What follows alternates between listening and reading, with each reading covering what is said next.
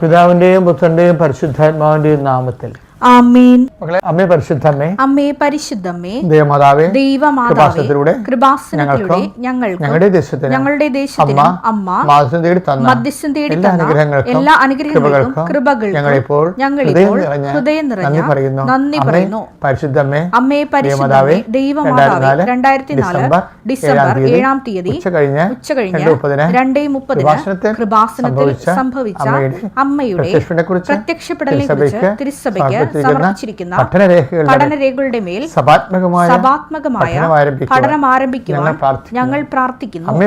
അമ്മേ പരിശുദ്ധമേ, ഭൂസ്വർലോകങ്ങളുടെ രാജ്ഞിയായ അങ്ങേക്ക് ഭൗമ സംരക്ഷണത്തിനായി പ്രപഞ്ച പ്രകൃതിയെ തന്നെ തിരുസഭ പ്രതിഷ്ഠിക്കുവാൻ ഈ പ്രത്യക്ഷീകരണം വഴി ഇടയാക്കണമേ.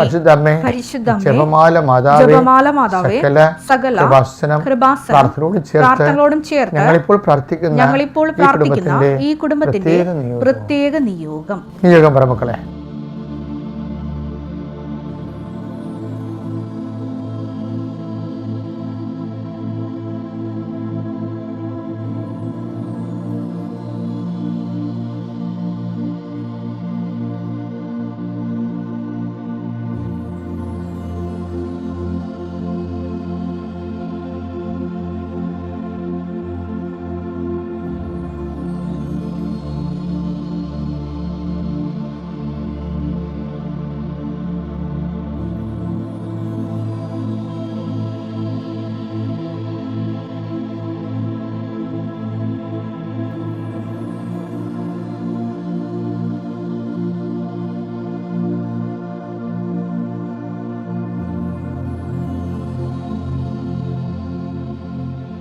അമ്മയുടെ പ്രത്യക്ഷീകരണത്തിന്റെ ഈ അനുഗ്രഹവേളയിൽ ഞങ്ങൾക്ക് സാധിച്ചു തരുവാൻ കനിയണമേ. വിശ്വാസ പ്രമാണം.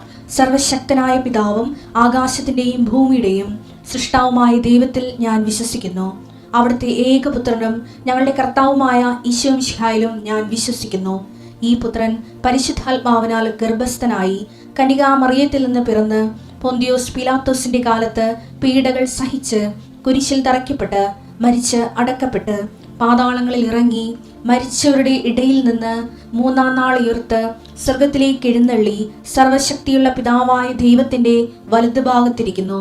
അവിടെ നിന്ന് ജീവിക്കുന്നവരെയും മരിച്ചവരെയും വിധിക്കുവാൻ വരുമെന്നും ഞാൻ വിശ്വസിക്കുന്നു. പരിശുദ്ധാത്മാവിലും ഞാൻ വിശ്വസിക്കുന്നു.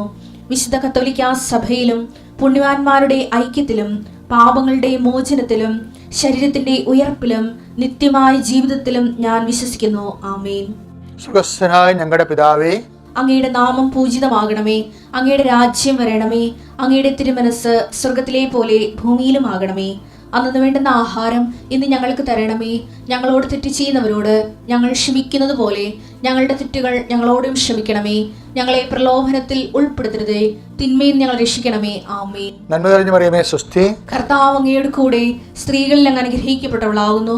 അങ്ങയുടെ ഉദരത്തിൻ ഫലമായി ഈശോ അനുഗ്രഹിക്കപ്പെട്ടവനാകുന്നു.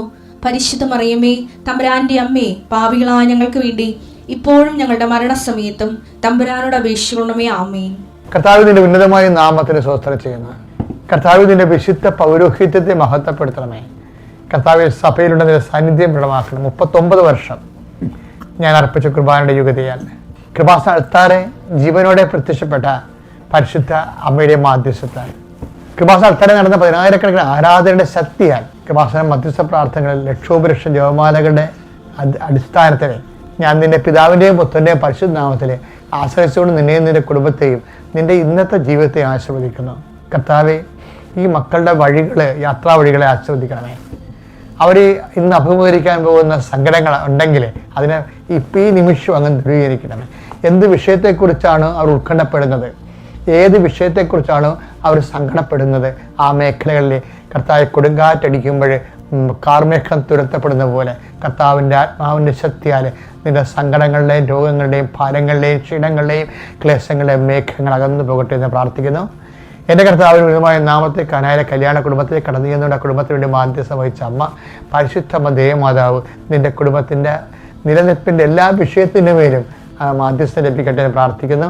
നിനക്ക് വലിയ സാക്ഷ്യങ്ങൾ പറയാനും ദൈവത്തെ മഹത്വപ്പെടുത്തി ജീവിക്കുവാനും നിന്റെ വിദ്യാഭ്യാസം, നിൻ്റെ വിദ്യാഭ്യാസ മേഖലകൾ, നിൻ്റെ ജീവിതം, നിൻ്റെ ജീവിതയാപന മേഖലകൾ, നിൻ്റെ ഇൻ്റർവ്യൂകൾ, ടെസ്റ്റുകൾ, അതുപോലെ തന്നെ നിൻ്റെ ജോലികൾ, അതുപോലെ നിൻ്റെ കാർഷിക ഭൂമികൾ.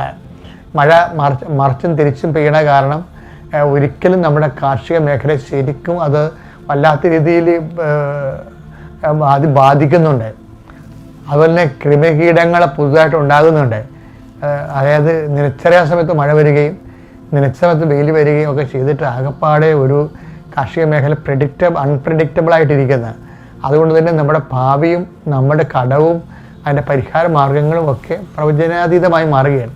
അതുകൊണ്ട് കർത്താവിൻ്റെ ചൈതന്യം ഇതിൽ പ്രവർത്തിക്കുകയും അതുപോലെ തന്നെ മത്സ്യമേഖലയെ പ്രവർത്തിക്കുന്നവരും മത്സ്യമേഖലയെ കൊണ്ട് മാത്രം ജീവിക്കുന്ന ആയിരങ്ങളാണ് നമ്മുടെ രാജ്യത്തുള്ളത്, നമ്മുടെ നാട്ടിലുള്ളത്. അവരെല്ലാം അവർ കടങ്ങൾ കയറി മുടിഞ്ഞവരുണ്ട്, അത് വിൽക്കാൻ പറ്റാതിരിക്കുന്നവരുണ്ട്, അവർ വിറ്റുമാറ്റാൻ വെള്ളവും വിലയും വിറ്റുമാറ്റാൻ ആഗ്രഹിക്കുന്നവരുണ്ട്, ചെറിയ തൊഴിലേക്കോ വലിയ തൊഴിലേക്കോ ചുവടുമാറ്റാൻ ഉദ്ദേശിക്കുന്നവരുണ്ട്. അങ്ങനെ എല്ലാ മേഖലകളെയും കർത്താവ് ആശീർവദിക്കാൻ പ്രാർത്ഥിക്കുന്നു. കർത്താവിനെ അതുപോലെ തന്നെ ജോലി ചെയ്യുന്നവർ, ഉദ്യോഗസ്ഥർ, അതുപോലെ അവർക്കുണ്ടാകുന്ന പ്രൊമോഷൻസ്, PR, അവരുടെ പരീക്ഷകൾ, ചില ആൾക്കാർക്ക് ശമ്പളം കിട്ടിയിട്ടില്ല, അതുപോലെ തന്നെ വീട്ടിൽ ഹെൽഡായി പോകുന്നു. അതുപോലെ അങ്ങനെ ഉണ്ടാകുന്ന എല്ലാ വിഷയങ്ങളും, ചിലരുടെ റിപ്ലൈ കിട്ടിയില്ല, ചിലർക്ക് അവർ കത്ത് വിട്ടിട്ടുണ്ട്, അവർ ഇമെയിൽ സെൻഡ് ചെയ്തിട്ടുണ്ട്, പക്ഷേ കമ്പനി റെസ്പോണ്ട് ചെയ്തിട്ടില്ല എന്ന് പറയുന്ന രീതിയിൽ നിങ്ങൾ അതുപോലെ തന്നെ കമ്മ്യൂണിക്കേഷൻ ലോസ് ആയിട്ടുള്ളവരെ, നിങ്ങൾ ഉദ്ദേശിക്കുന്ന സ്ഥലങ്ങളിലേക്ക് കമ്മ്യൂണിക്കേഷൻ പോയിട്ടുണ്ട്, പക്ഷേ നിങ്ങൾക്ക് റിട്ടേൺ ആയിട്ട് മറുപടി കിട്ടിയിട്ടില്ല. അതുപോലെ തന്നെ ഇങ്ങനെയുള്ള മേഖലയിലെല്ലാം ചില പ്രമാണം കുടുങ്ങിപ്പോയിരിക്കുന്നു, പ്രമാണം നടക്കുന്നില്ല, അതുപോലെ തന്നെ പ്രമാണം നടത്തിക്കുന്നില്ല, ഭാഗോടമ്പടി നടത്തിക്കുന്നില്ല, അങ്ങനെ തടസ്സം നിൽക്കുന്നവർ, ഇങ്ങനെ വിവാഹം നടക്കണില്ല, വിവാഹം നടത്തിക്കണില്ല, കുഞ്ഞുങ്ങളെ ലഭിക്കുന്നില്ല, വീട് വെക്കാൻ പറ്റുന്നില്ല, അതുപോലെ ഇങ്ങനെയുള്ള എല്ലാ ജീവിത ഭൗതിക മണ്ഡലങ്ങളിലെ ദുരിതങ്ങളും മാതാവിൻ്റെ പ്രത്യക്ഷീകരണത്തിൻ്റെ ശക്തിയാൽ പിതാവിൻ്റെയും പുത്രൻ്റെയും പരിശുദ്ധനാമത്തിൽ ഞാൻ ബന്ധിക്കുന്നു. എൻ്റെ പ്രിയപ്പെട്ടവരെ, അതായത് വിഷയം വെച്ചാൽ യോഹന്നാൻ 6:27 പിതാവായ ദൈവം എന്നിൽ അംഗീകാരമുദ്ര ചാർത്തിയിരിക്കുന്നതാണ്. അംഗീകാരമുദ്ര എന്ന് പറയുന്നത് സ്വീകാര്യതയാണ്. സ്വീകാര്യത, അംഗീകാരമുദ്ര ഉണ്ടെങ്കിൽ മാത്രമേ സ്വീകരിക്കപ്പെടത്തുള്ളൂ. ഇപ്പം ഈ അംഗീകാരമുദ്ര എങ്ങനെ വന്നാന്നറിയാവാ? ഈ ലേവായ പുസ്തകം 9:2 ഊനമറ്റെന്ന് പറഞ്ഞൊരു പ്രത്യേക വചനമുണ്ട്, നമുക്കത് വായിക്കാം. അവൻ അഹറോനോട് പറഞ്ഞു പാപപരിഹാര ബലിക്കായി ഊനമറ്റൊരു കാളക്കുട്ടിയെയും ദഹനബലിക്കായി ഊനമറ്റൊരു മുട്ടാടിനെയും കർത്താവിന്റെ മുമ്പിൽ സമർപ്പിക്കണം. അപ്പൊ എന്താ പ്രശ്നം വെച്ചാല്, കർത്താവിന്റെ മുമ്പിൽ സമർപ്പിക്കുന്നത് കായന്റെ ബലി പോലെ വരരുതെന്നുള്ളതാണ്. കായന്റെ ബലി ദൈവം സ്വീകരിച്ചില്ലല്ലേ. അപ്പം അതുപോലെ തന്നെ ഈ ചില കൊമ്പൊടിഞ്ഞാട്, കോങ്കണ്ണുള്ള ആട്, ചട്ടുള്ള ആട്, മുടന്തുള്ള ആട്, അപ്പോൾ അതിനെ കൊണ്ടുവരാതിരിക്കാനാണ് ഊനമറ്റതെന്ന് പ്രത്യേകം പറഞ്ഞിരിക്കുന്നത്. കർത്താവിന് കൊടുക്കേണ്ടത് ശ്രേഷ്ഠവും നന്മയുള്ളതും എന്ന് പറഞ്ഞാൽ ഇതിൻ്റെ പ്രശ്നം. അതിനുവേണ്ടി ഇവർ ദേവാലയത്തിൻ്റെ കൗണ്ടറിൽ സീൽ ഉണ്ടാക്കി വെച്ചിട്ടുണ്ട്. ഇപ്പോൾ ഒരു ആടിനെ കൊണ്ടുവന്ന ആടിനെ ഇവർക്ക് ആട് കൊമ്പുണ്ട, കണ്ണുണ്ട, കോങ്കണ്ണുണ്ട, ചട്ടുണ്ട പറഞ്ഞത് അവിടുത്തെ ആ കൗണ്ടറിൽ അത് പരിശോധിക്കും. നല്ല ലക്ഷണത്തെ ആടാണെങ്കിൽ അവർ ആടിൻ്റെ പുറത്ത് സീൽ ചെയ്യും. അതിന് മാത്രമേ അൾത്താറെ സ്വീകരിക്കത്തുള്ളൂ. ആ ഒരു കോൺസെപ്റ്റ് ഇന്നാണ് കർത്താവ് പറയണത്. പാപപരിഹാര ബലിക്ക് എനിക്ക് അംഗീകാരമുദ്ര ചാർത്തിയിരിക്കണം എന്ന് പറയണം. അപ്പോൾ അത് കർത്താവ് ആ കാര്യത്തെ പറ്റി കോൺഷ്യസ് ഉള്ള ആളായിരുന്നു. എന്താണ്? കുരിശിലെ ബലിയെക്കുറിച്ച് നല്ല കോൺഷ്യസാണ്. യോഹന്നാൻ 6:27 പിതാവായ ദൈവം അവന്റെ മേൽ അംഗീകാര മുദ്ര വെച്ചിരിക്കുന്നു. ഇതാ ഈ മുദ്ര, അംഗീകാര മുദ്ര വെച്ചിരിക്കുന്നത്. മുറപ്രകാരമുള്ള ഹനനയാഗങ്ങളിൽ ഹോമയാഗങ്ങൾ സംപ്രീതനായില്ല നമ്മൾ വായിച്ചില്ലേ. അത് ഊനമറ്റ സംഭവം ആയതുകൊണ്ടും മൃഗബലി ആയതുകൊണ്ടുമാണ്.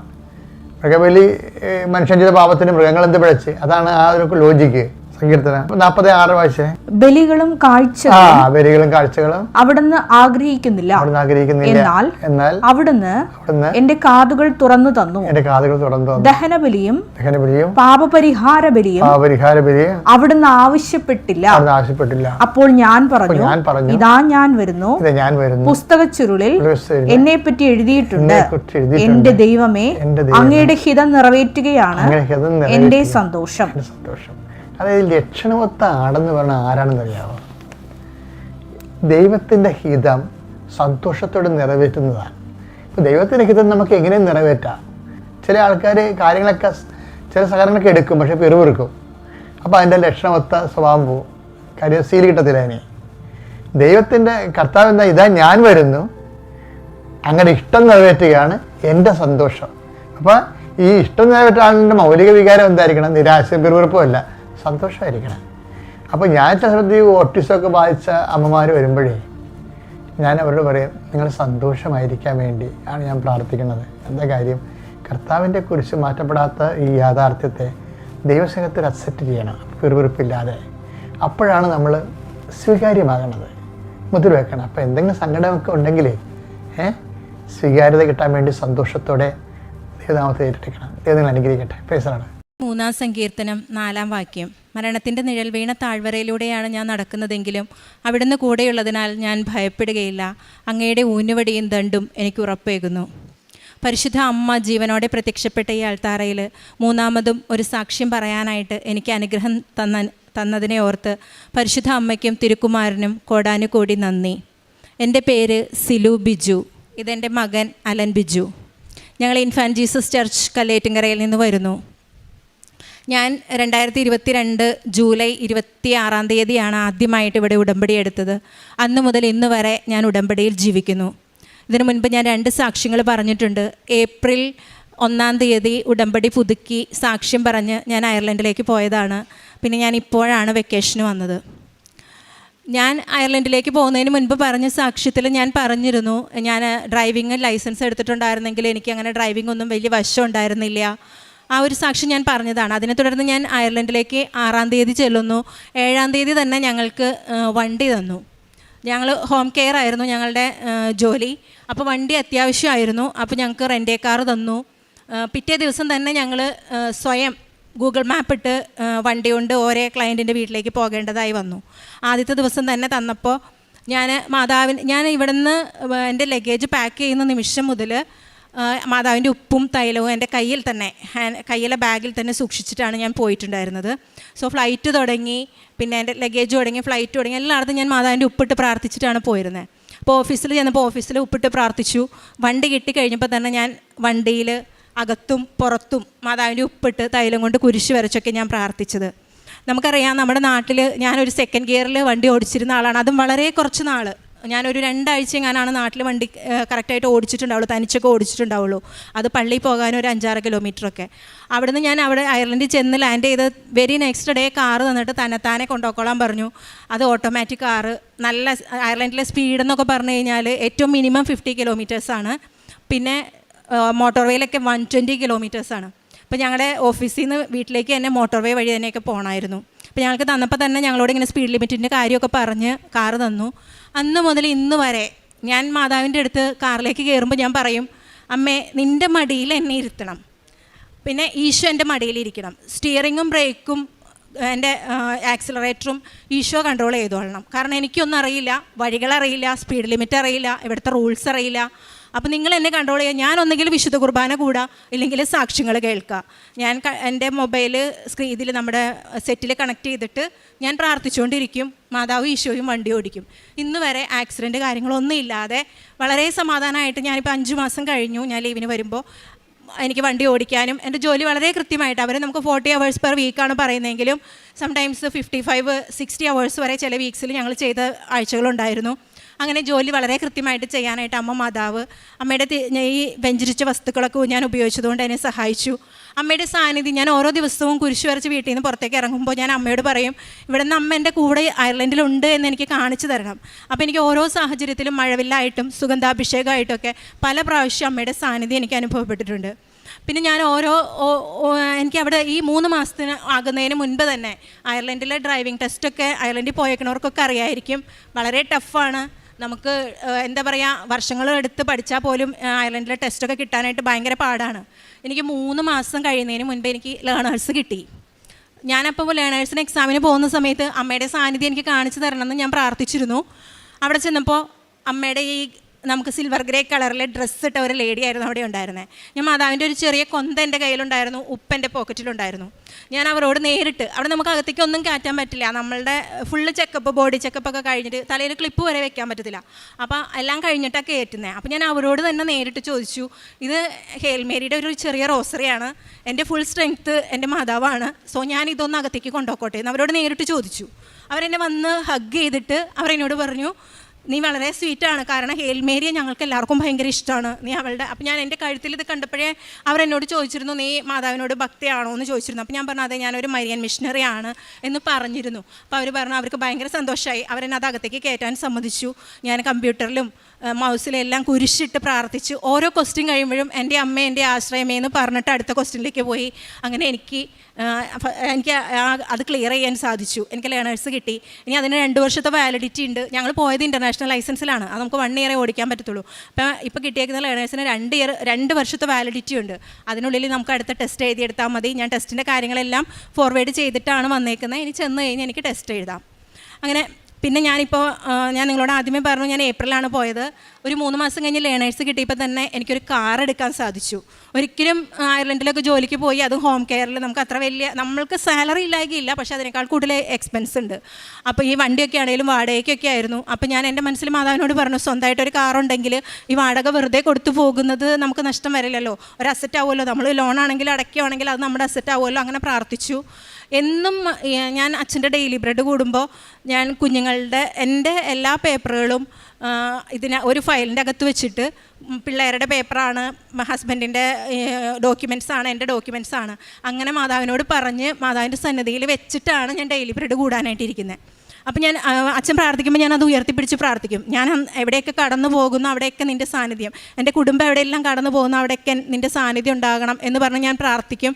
തൈലെടുത്ത ആ ഡോക്യുമെൻറ്റ്സിലും എൻ്റെ പാസ്പോർട്ടിലും എൻ്റെ ബാങ്ക് അക്കൗണ്ടിലെല്ലാം ഞാനിങ്ങനെ എൻ്റെ ബാങ്കിൻ്റെ പാസ്ബുക്കിലെല്ലാം ഞാൻ കുരിശ് വരച്ച് പ്രാർത്ഥിച്ചിട്ടാണ് ആ ഫയൽ മാതാവിൻ്റെ മുൻപിൽ വെക്കാറ്. അപ്പോൾ എനിക്ക് ഈ ഒരു 5 മാസത്തിനുള്ളിൽ എനിക്കൊരു കാർ എടുക്കാൻ സാധിച്ചു. ഇപ്പം ഞാൻ സ്വന്തം കാറിൽ സ്വന്തമായിട്ട് ഞാൻ ഡ്രൈവ് ചെയ്ത്, മീൻസ് മാതാവിൻ്റെ സാന്നിധ്യത്തിൽ ഞാൻ ഡ്രൈവ് ചെയ്ത് അപകടങ്ങളില്ലാതെ എനിക്ക് ജോലിക്ക് പോകാൻ പറ്റുന്നുണ്ട്. അതാണ് എൻ്റെ ഏറ്റവും വലിയ സാക്ഷ്യം. പിന്നെ എൻ്റെ മോൻ്റെ കാര്യം ഞാൻ പറഞ്ഞു, ഞാൻ ആദ്യം ഉടമ്പടിയിൽ വെച്ചപ്പോൾ തന്നെ എൻ്റെ മക്കളെയും കുടുംബത്തെയും ഞാൻ മാതാവിന് സമർപ്പിച്ചിരുന്നതാണ്. പക്ഷേ ഇന്ന് വരെ അവൻ എൻ്റെ കൂടെ, ഞാൻ പല പ്രാവശ്യം ഉടമ്പടി പുതുക്കി, ഇതെൻ്റെ 10ാമത്തെ പുതുക്കലാണ്. പക്ഷേ എനിക്ക് അവരെയും കൊണ്ട് വരാനായിട്ട് ഒരു സാഹചര്യം, ബുദ്ധിമുട്ടുകൾ ഉണ്ടായിരുന്നു. അപ്പോൾ എനിക്ക് കുട്ടികൾക്ക് കിട്ടിയ അനുഗ്രഹങ്ങൾ എനിക്ക് സാക്ഷ്യപ്പെടുത്താൻ പറ്റിയിട്ടില്ല. ഞാൻ 2 പ്രാവശ്യം സാക്ഷ്യം പറഞ്ഞെങ്കിലും എനിക്ക് അവരുടെ അനുഗ്രഹങ്ങൾ പറയാൻ പറ്റിയിട്ടില്ലായിരുന്നു. അവൻ 10th പഠിക്കുമ്പോൾ മോഡൽ എക്സാം വരെയൊക്കെ അവൻ നല്ലോണം പഠിക്കുന്ന കുട്ടിയാണ്. പക്ഷേ എക്സാമൊക്കെ വരുമ്പോൾ അവന് ഭയങ്കര ടെൻഷൻ. അപ്പോൾ മോഡൽ എക്സാമിന് നല്ലോണം മാർക്ക് കുറവായിരുന്നു, 52% ഒക്കെ ഉണ്ടായിരുന്നുള്ളൂ. അപ്പോൾ അവന് ഭയങ്കര ടെൻഷനായി. അവൻ എന്നെ വിളിച്ചു, ഞങ്ങൾ സംസാരിച്ചു. അപ്പോൾ അവൻ പറഞ്ഞു, അമ്മ വരണം, അമ്മ പ്രാർത്ഥിച്ചിട്ട് ഞാൻ ജോലിക്ക്. അപ്പോൾ ഞാൻ എറണാകുളത്ത് ജോലി ചെയ്യുന്ന സമയമാണ്. ഞാൻ ജോലി റിസൈൻ ചെയ്ത് ചെന്നു. ഞാനിതുപോലെ മാതാവിൻ്റെ അടുത്ത് ഉടമ്പടി വെച്ചിട്ടുണ്ട്, പ്രാർത്ഥിക്കാം. അങ്ങനെ അവൻ അന്ന് തുടങ്ങിയിട്ട് മാതാവിൻ്റെ കാശുരൂപം വെച്ചിട്ട്, മാതാവിൻ്റെ ചെറിയൊരു ഫോട്ടോ വെച്ചിട്ട് പ്രാർത്ഥിക്കാൻ തുടങ്ങി. അവൻ വെന്തിങ്ങ ധരിക്കും സ്ഥിരമായിട്ട്, മക്കൾ 2ആളും വെന്തിങ്ങ ഇടും. വെന്തിങ്ങയിൽ മാതാവിൻ്റെ കാശുരൂപം ഇട്ട് കൊടുത്തു. എക്സാമിന് പോകുമ്പോൾ മാതാവിൻ്റെ തൈലം കൊണ്ട് കുരിശ് വരച്ച് പ്രാർത്ഥിച്ച് രാവിലത്തെ പ്രാർത്ഥന ഞങ്ങൾ ഒരുമിച്ച് ചൊല്ലി. അങ്ങനെയൊക്കെ എക്സാമിന് പോയി. അവന് ടോപ്പ് 5 ഒരാളാവാൻ പറ്റി. 91.5% മാർക്കുണ്ടായിരുന്നു 10th.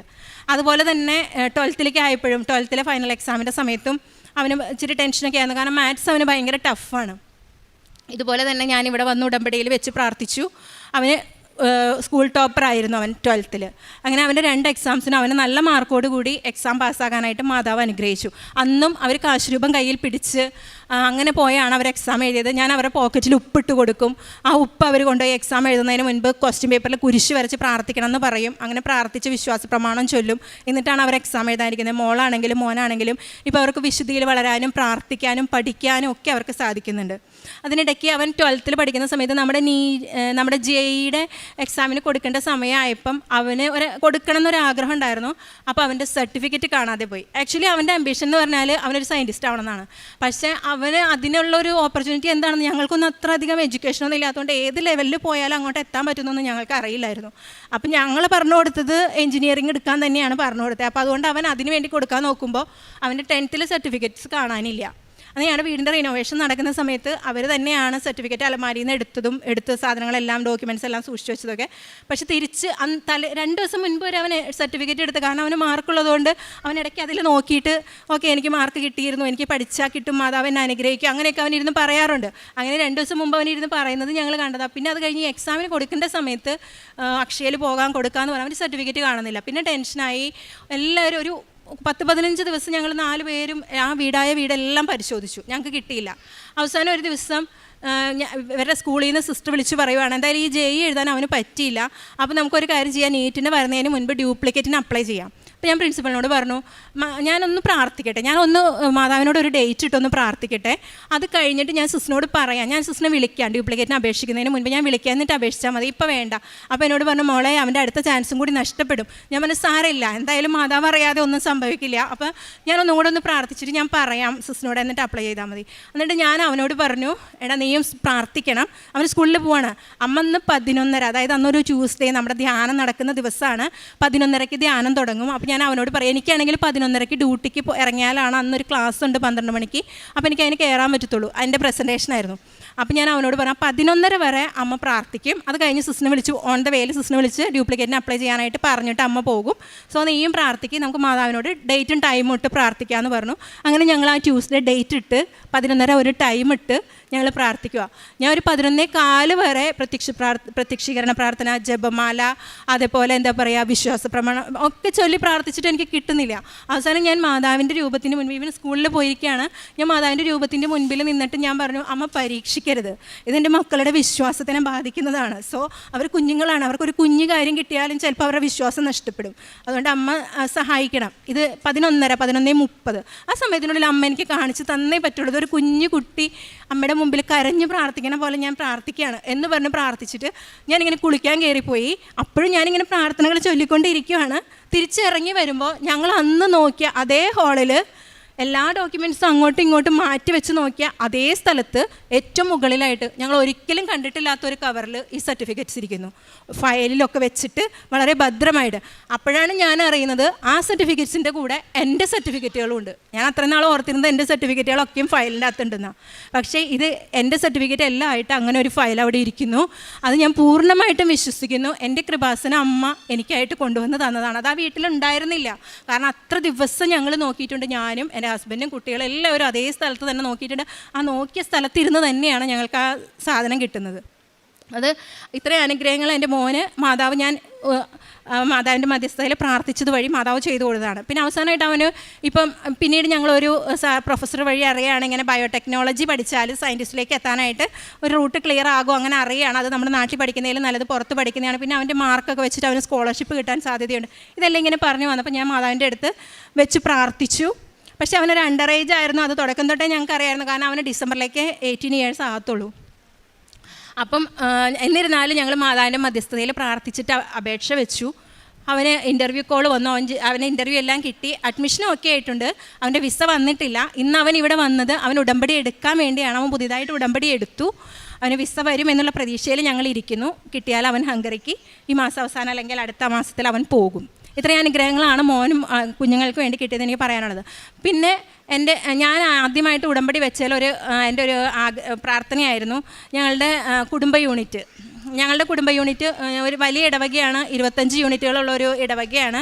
ഇടയ്ക്ക് വെച്ചിട്ട് എന്തൊക്കെയോ കാരണങ്ങളുണ്ട്, കൂടുതൽ വീടുകളായി, അങ്ങനെയൊക്കെയുള്ള കാരണങ്ങളുണ്ട് 2ആയിട്ട് സ്പ്ലിറ്റ് ആയിരുന്നു ഞങ്ങളുടെ യൂണിറ്റ്. അപ്പോൾ ഞങ്ങളുടെ യൂണിറ്റിൽ തീരെ കുടുംബങ്ങളില്ല, 18 കുടുംബമുള്ളൂ ഞങ്ങൾക്ക്. ബാക്കി ഫുൾ കുടുംബം അപ്പുറത്തെ യൂണിറ്റിലേക്ക് പോയി. പിന്നെ ഞങ്ങളെല്ലാവരും ഒരു ആവറേജ് ഫാമിലിയാണ്, അത്ര വലിയ ഹൈഫൈ ടീംസ് ആരുമില്ല. അപ്പം ഒരു പ്രവർത്തനങ്ങളും ഇല്ല, ഒന്നുമില്ല, ആരും ഇല്ല പ്രവർത്തിക്കാൻ. അങ്ങനെ കിടക്കുന്ന ഒരു സാഹചര്യത്തിലായിരുന്നു യൂണിറ്റ്. അപ്പം എന്നെയാണ് സെക്രട്ടറി ആയിട്ട് അച്ഛൻ തീരുമാനിച്ചത്, എന്നോട് അത് ഏറ്റെടുക്കാൻ പറഞ്ഞു. അന്ന് ഞാൻ എടുത്തപ്പോൾ ഞാൻ ആ പുതുക്കിയ ഉടമ്പടിയിൽ വെച്ച് പ്രാർത്ഥിച്ച വിഷയമാണ്, എനിക്കൊരു കഴിവുമില്ല, അമ്മ എന്നെ അനുവദിക്കുവാണെങ്കിൽ, അമ്മ എൻ്റെ കൂടെ ഈ യൂണിറ്റിലേക്ക് വരുവാണെങ്കിൽ എനിക്ക് ഇത് നല്ല രീതിയിൽ കൊണ്ടുപോകാൻ പറ്റും, ഞങ്ങൾക്ക് എല്ലാവർക്കും ഒത്തൊരുമിച്ച് പ്രവർത്തിക്കാൻ പറ്റും എന്ന് അന്ന് ഞാൻ പ്രാർത്ഥിച്ചിരുന്നു. കഴിഞ്ഞ ഏപ്രിൽ ഞാൻ അങ്ങോട്ട് അയർലൻഡിന് പോകുന്ന അന്നാണ് ഞാൻ എൻ്റെ സെക്രട്ടറി സ്ഥാനം ഞാൻ വേറെ ആൾക്ക് കൈമാറിയത്. എന്നിട്ടും ഇന്നും ആ യൂണിറ്റ് ഞങ്ങളുടെ ഈ 25 യൂണിറ്റുള്ള ഇടവകയിലെ ഏറ്റവും നല്ല യൂണിറ്റുകളിൽ ഒന്നായിട്ട് പ്രവർത്തിക്കാൻ അമ്മയുടെ സാന്നിധ്യം ഞങ്ങളെ സഹായിക്കുന്നുണ്ട്. ഞാൻ എന്നും ഓരോ യൂണിറ്റ് ഉണ്ടാകുന്ന ദിവസവും അമ്മയോട് പ്രത്യേകം പ്രാർത്ഥിക്കും. എല്ലാവരും എല്ലാ കാര്യങ്ങളിലും സഹകരിച്ച് പ്രവർത്തിക്കണം. അങ്ങനെ പ്രാർത്ഥിക്കും. അമ്മേനെ കൂടെ കൂട്ടിക്കൊണ്ട് പോകും മീറ്റിങ്ങുകളിലേക്കൊക്കെ. അങ്ങനെ എല്ലാവരും നല്ല സഹകരണത്തോടു കൂടി ആ യൂണിറ്റ് നന്നായി പ്രവർത്തിക്കുന്നുണ്ട്. ഇനി എൻ്റെ പ്രേക്ഷിത പ്രവർത്തനങ്ങളെ പറ്റി പറയുകയാണെങ്കിൽ, ഞാൻ ക്രൈസ്തവ മേഖലകളിൽ പത്രം വാങ്ങി കൊടുക്കാറുണ്ട്. കൊടുക്കുമ്പോഴൊക്കെ ഞാൻ എൻ്റെ എക്സ്പീരിയൻസ് ഞാൻ മാതാവിനെ ചെറുപ്പം തൊട്ടേ അറിയുന്ന ആളാണ്. ഉടമ്പടിയിലായതിനു ശേഷം പരിശുദ്ധ അമ്മ നമുക്ക് ഈ ഉടമ്പടിയിലൂടെ തരുന്ന എല്ലാ അനുഗ്രഹങ്ങളെയും, ഈ പ്രത്യക്ഷീകരണത്തിൻ്റെ ശേഷം നമുക്ക് ഈ ഉടമ്പടിയിലൂടെ തന്നിട്ടുള്ള എല്ലാ അനുഗ്രഹങ്ങളും അതേപോലെ നമ്മൾക്ക് തരുന്ന ആത്മീയ സന്തോഷങ്ങളും ഒക്കെ എക്സ്പ്ലെയിൻ ചെയ്തിട്ടാണ് ഞാൻ പത്രം എല്ലാവർക്കും കൊടുക്കാറ്. പിന്നെ അതുപോലെ തന്നെ ഞാൻ അയർലൻഡിൽ ചെന്നപ്പോൾ ഞാൻ നോട്ട് ചെയ്ത ഒരു കാര്യമാണ്, ഇവൻ നമ്മുടെ മലയാളികൾ പോലും നെറ്റ് തലയിലിട്ടിട്ടല്ല വിശുദ്ധ കുർബാന കൂടുന്നത്. അപ്പം എനിക്കത് ഭയങ്കര വിഷമമുണ്ടാക്കിയ കാര്യമാണ്. ഞാനപ്പോൾ പക്ഷേ പള്ളിയിൽ പോകുമ്പോൾ ദിവസമാണെങ്കിലും സൺഡേ ആണെങ്കിലും എന്ന് പള്ളിയിൽ പോയാലും ഞാൻ എൻ്റെ ഒരു നെറ്റ് വണ്ടിയിൽ വെച്ചേക്കുവാണ്. കാരണം എൻ്റെ ജോലി ഇതായതുകൊണ്ട് ഏത് കുർബാനയ്ക്ക് എവിടെ പോകാൻ പറ്റുമെന്ന് എനിക്കറിയില്ല. അപ്പം ഞാൻ ചിലപ്പോൾ ഓൺ ദ വേയിൽ കാണുന്ന പള്ളിയിലായിരിക്കും കയറുന്നത്. ഏത് പള്ളിയിലാണോ ഞാൻ കയറുന്നത്, ഞങ്ങളുടെ ഇടവക്കയിൽ ഞങ്ങളുടെ വീടിനോട് ചേർന്ന് തന്നെ ഒരു പള്ളിയുണ്ട്, അല്ലാതെ ഏത് പള്ളിയിലാണോ ഞാൻ കയറുന്നത് ആ പള്ളിയിൽ എനിക്ക് വിശുദ്ധ കുർബാനയുടെ സമയമാണെങ്കിൽ വിശുദ്ധ കുർബാന കൂടാൻ വേണ്ടി ഞാൻ ഈ നെറ്റ് ഒരെണ്ണം എൻ്റെ വണ്ടിയിൽ വെച്ചേക്കുക. അപ്പോൾ ഞാൻ ഈ നെറ്റ് ഇട്ട് പള്ളിയിൽ കയറുമ്പോൾ അവർക്കൊക്കെ ഭയങ്കര കൗതുകമാണ് അയർലൻഡുകാർക്ക്. കാരണം അവർ ഇന്ത്യൻസിനെ കുറേ നാളുകൊണ്ട് കാണുന്നതാണ്, അവരാരും അങ്ങനെ ചെയ്ത് അവർ കണ്ടിട്ടില്ല. അപ്പോൾ അവരിങ്ങനെ ചോദിക്കും. അപ്പോൾ ഞാൻ ആദ്യം തന്നെ പറയുന്നത്, I M A Marian missionary, ഞാനൊരു മരിയൻ മിഷണറിയാണ്. സോ നമ്മുടെ മാതാവിനെ നമ്മൾ ഇന്ന് വരെ ആ ഒരു തല കവർ ചെയ്തല്ലാതെ നമ്മൾ കണ്ടിട്ടില്ല. പിന്നെ നമ്മുടെ ബൈബിൾ നമ്മളോട് ആവശ്യപ്പെടുന്നത്, നമ്മൾ പ്രാർത്ഥിക്കുമ്പോൾ നമ്മുടെ തലയിൽ നമ്മൾ നെറ്റിട്ട് വേണം പ്രാർത്ഥിക്കാൻ, വിശുദ്ധ ബലി അർപ്പിക്കാൻ എന്നാണ് നമ്മുടെ ബൈബിൾ നമ്മളെ പഠിപ്പിക്കുന്നത്.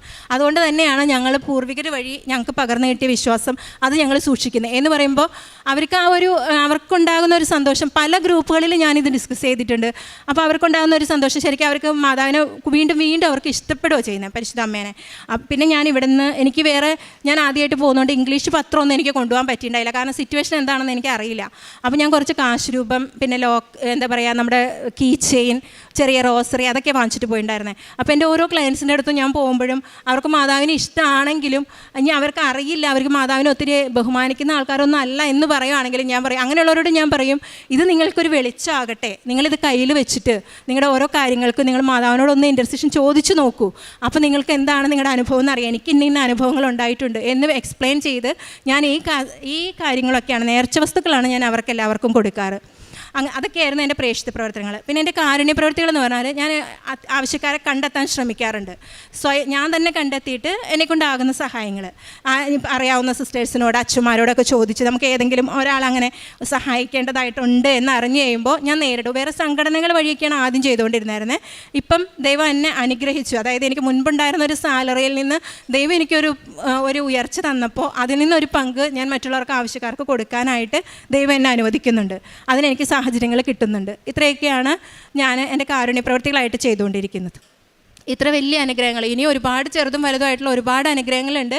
അതൊക്കെ ഞാൻ പറയാൻ നിന്നിട്ടുണ്ടെങ്കിൽ ഇന്നത്തെ എൻ്റെ സാക്ഷി ഇവിടെ തീരില്ല. അപ്പോൾ ഇത്രയേറെ അനുഗ്രഹങ്ങൾ എനിക്കും എൻ്റെ കുടുംബത്തിനും തന്ന് അനുഗ്രഹിച്ച എൻ്റെ അമ്മയ്ക്കും എൻ്റെ ഈശോപ്പയ്ക്കും 1000 നന്ദി പറയുന്നു. എൻ്റെ ജീവിതാവസാനം വരെ ഞാൻ മാത്രമല്ല, എൻ്റെ കുഞ്ഞുങ്ങളും എൻ്റെ തലമുറകളും എൻ്റെ ഈശോയെ മഹത്വപ്പെടുത്തി ജീവിക്കണം എന്ന് മാത്രമാണ് എൻ്റെ പ്രാർത്ഥന. ഇന്ന് ആദ്യമൊക്കെ ഞാൻ ഒരുപാട് ഭൗതിക അനുഗ്രഹങ്ങൾക്ക് വേണ്ടി യാചിക്കുമായിരുന്നു.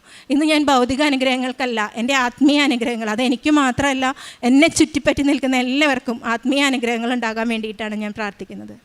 സങ്കീർത്തനം 139:2. ഞാൻ ഇരിക്കുന്നതും എഴുന്നേൽക്കുന്നതും അവിടുന്ന് അറിയുന്നു, എൻ്റെ വിചാരങ്ങൾ അവിടുന്ന് അകലെ നിന്ന് മനസ്സിലാക്കുന്നു. യേശുവിൽ പ്രിയമുള്ളവരെ, സിലി ബിജുവിൻ്റെ ഇരിങ്ങാലക്കുടയുടെ സാക്ഷ്യമാണ് നമ്മളോട് പറയുന്നത്.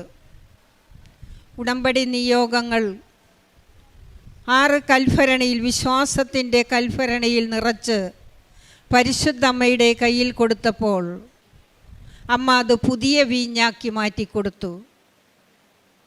ഇതാണ് ഈ മോൾക്ക് കിട്ടിയ സാക്ഷ്യം. ആ പറയുന്ന സ്റ്റൈലുകൾ വളരെ അത്ഭുതകരമായ വാക്കുകളാണ്.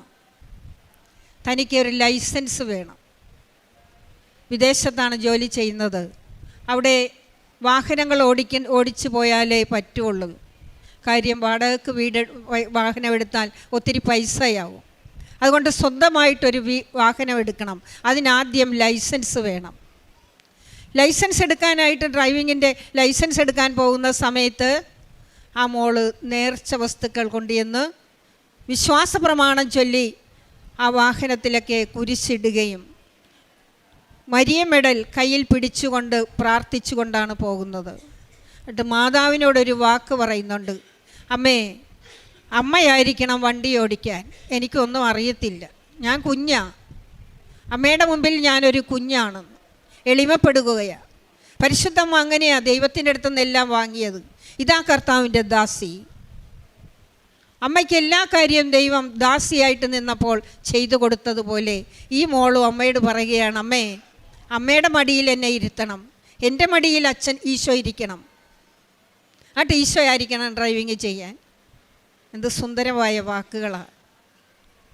മോള് പറയേ, ഞാനൊരു മരിയൻ മിഷ്യനാ, അമ്മയുടെ സ്വന്തം മോളാ.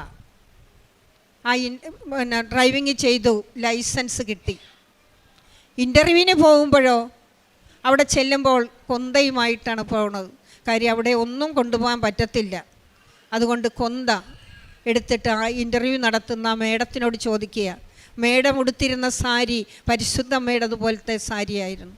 അതുകൊണ്ട് അമ്മ ആ മോളോട് ചോദിച്ചു, ഞാൻ ഈ കൊന്ത ഒന്ന് കൊണ്ടുപോയിക്കോട്ടെ, ഞാനൊരു മരിയൻ പ്രേക്ഷിതയാണ്. അതാ മാതാവ് ഇടപെടുന്നത്. കൊണ്ടുപോയിക്കോളൂ, അവർക്ക് വളരെ സന്തോഷത്തോടു കൂടിയാണ് പറയുന്നത്, അത് കൊണ്ടുപോയിക്കോളൂ. അതിൻ്റെ ബലമാണ്, പരിശുദ്ധ അമ്മയുടെ ബലമാണ്, പരിശുദ്ധ ജപമാലയുടെ ശക്തിയാണ് അവർക്ക്. അമ്മ നിൽക്കുന്നത് പോലെ തന്നെയാണ് പരിശുദ്ധ ജപമാലയും. അമ്മ കൂടെ നിൽക്കുന്നത് പോലെ അവരെവിടെ പോയാലും അടയാളം കൊടുക്കുക, മഴവില്ല് കാണിച്ചു കൊടുക്കും, അമ്മ നിൻ്റെ കൂടെ ഉണ്ടെന്നുള്ളത്. പ്രകാശം കാണിച്ചു കൊടുക്കും. അമ്മ അന്ധകാരമുള്ളിടത്ത് പ്രകാശമായിട്ട് കടന്നു വരും. അങ്ങനെ മഴവില്ല് കാണിച്ചു കൊടുക്കും. അമ്മയുടെ സാന്നിധ്യം, മുല്ലപ്പൂവിൻ്റെ മണം, സുഗന്ധാഭിഷേകം കൊടുക്കും. അവിടേക്ക് അമ്മയുടെ സാന്നിധ്യമാണ്. അപ്പോഴെങ്ങനെയാണ് മരിയം പ്രേക്ഷിതയാകാതിരിക്കുക? അവർ പറയുന്നതനുസരിച്ച് അമ്മയും പ്രവർത്തിക്കുകയാണ്. അതിനുശേഷം തൻ്റെ മോൻ 10ാം ക്ലാസ് മുതൽ ഇപ്പോൾ ടോപ്പറായിരിക്കുക, പഠിച്ചു ജയിച്ചു. തൻ്റെ മക്കൾ ഉയരണമെന്നായിരുന്നു പരിശുദ്ധ അമ്മയുടെ കയ്യിൽ കൊടുത്ത നിയോഗത്തിൽ പറഞ്ഞിരുന്നത്.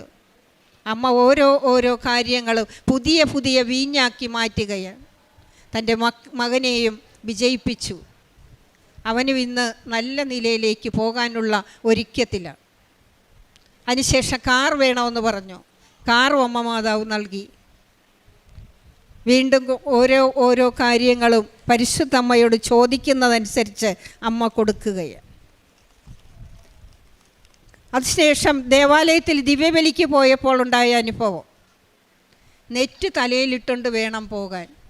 കാര്യം നമ്മളുടെ പാരമ്പര്യം അതാണ്.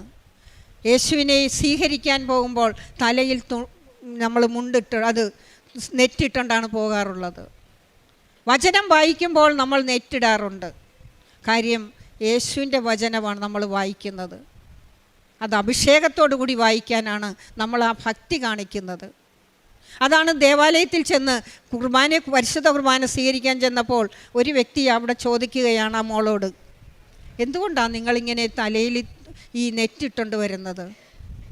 അതാണ് ഞങ്ങളുടെ വിശ്വാസം. അമ്മയുടെ തലയിൽ എപ്പോഴും തുണിയുണ്ടാകുമായിരുന്നു. ശിരോവസ്ത്രം അണിഞ്ഞു വേണം വചനം വായിക്കാനെന്ന് നമ്മളോട് വചനത്തിൽ പറയുന്നുണ്ട്. അതാണ് ഞാൻ ചെയ്യുന്നത്. അത് അവിടെയെല്ലാം അവരങ്ങനെ ഇട്ട് ശീലിച്ചിട്ടില്ല. ഈ മോളുടെ കണ്ടിട്ട് പ്രത്യേകതയുള്ളതാക്കി മാറ്റി. അതാണ് അമ്മ മാതാവിൻ്റെ ഇടപെടൽ. അവിടെയും അമ്മയെക്കുറിച്ചാണ് ഈ മോൾ പറയുന്നുണ്ട്. ഉടമ്പടി ജീവിതത്തിലൂടെയാണ് അവർക്ക് നൽകിയത്. പ്രേക്ഷിത പ്രവർത്തനം ചെയ്യുകയും ചെയ്യുന്നത് പത്രം കൊടുക്കുന്നത് പോലെ തന്നെയാണ്. ഇവിടെ നിന്ന് ചെറിയ കാശുരൂപം വാങ്ങി, റോസറി വാങ്ങി, തേനും ഉപ്പും വാങ്ങി മറ്റുള്ളവർക്ക് കൊടുക്കുകയാണ്. അമ്മയെ അറിയിക്കുകയാണ്, ഉടമ്പടിയെ അറിയിക്കുകയാണ്. ഇതാണ് മിഷൻ പ്രവർത്തനം. പത്രം കൊണ്ടുപോകാൻ സാധിക്കാത്തത് കൊണ്ടാണ് ഇങ്ങനെയുള്ള നേർച്ച വസ്തുക്കൾ വാങ്ങിക്കൊടുക്കുക. അച്ഛൻ്റെ ഒത്തിരി ബുക്കുകളുണ്ട്, നിങ്ങൾക്കതെല്ലാം വാങ്ങിക്കൊടുക്കാം. അതൊരു പ്രേക്ഷിത പ്രവർത്തനമാണ്.